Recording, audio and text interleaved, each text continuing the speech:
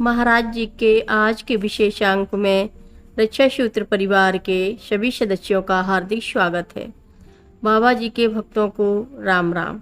मेरा एक मित्र है, नाम बिजोन चटर्जी है। बाबा जी महाराज जी के पास में ले आया था उसे एक महान आर्थिक एवं पारिवारिक संकट से मुक्ति दिलवाने हेतु। महाराज जी के परम अमोघ आशीर्वाद के फलस्वरूप उसकी मामूली आमदनी पर निर्भर उसकी 3 बहनों का विवाह देखते देखते 2-3 वर्ष के भीतर हो गया, बिना विशेष दहेज दिए अच्छे घरों में। बंगाली ब्राह्मण के लिए यह एक चमत्कारपूर्ण कृपा थी बाबा जी की। और फिर कुछ ही वर्षों में उसी प्रकार 2 अपनी कन्याएं भी संपन्न घरों में वैवाहिक बंधन में बंध गईं। बाबा जी के पास बिजोन अक्सर पहुंच जाते थे। दिसंबर 1973 के तीसरे सप्ताह में बाबा जी महाराज जी के विरह में अपनी छुट्टियां वृंदावन, कैंची आदि जगहों में बिता प्रयागराज लौट आया था।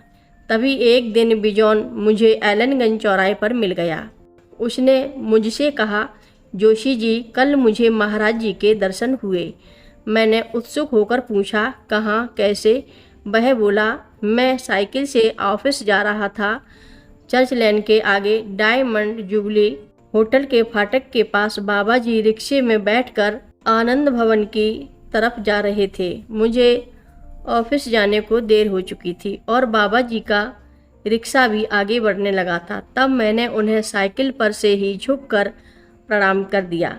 उन्होंने भी सिर झुकाकर मुस्कुराते हुए मेरा प्रणाम स्वीकार कर लिया। मैं अचंभित होकर कुछ क्षण उनका मुंह ताकता रहा।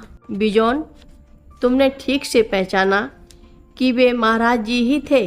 तब वह अपनी स्वाभाविक हंसी के साथ बोला, अरे जोशी जी, अब आप पूछेंगे बिजोन, तुमने मुझे ठीक से पहचाना? क्या मैं बाबा जी को भूल सकता हूँ?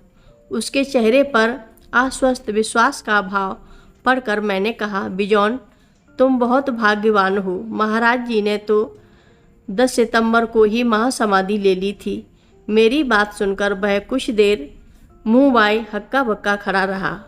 फिर एक लंबा उच्छ्वास लेकर बोला, हाँ जोशी जी, मैं सचमुच बहुत भाग्यवान हूँ। उक्त लीला कर महाराज जी ने मुझे भी बता दिया कि वे कहीं नहीं गए हैं, यहीं हैं।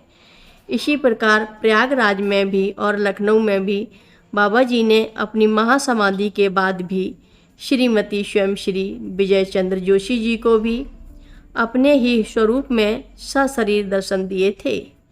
हर रोज़ महाराज जी की कथाएं सुनने के लिए सभी भक्तों का धन्यवाद।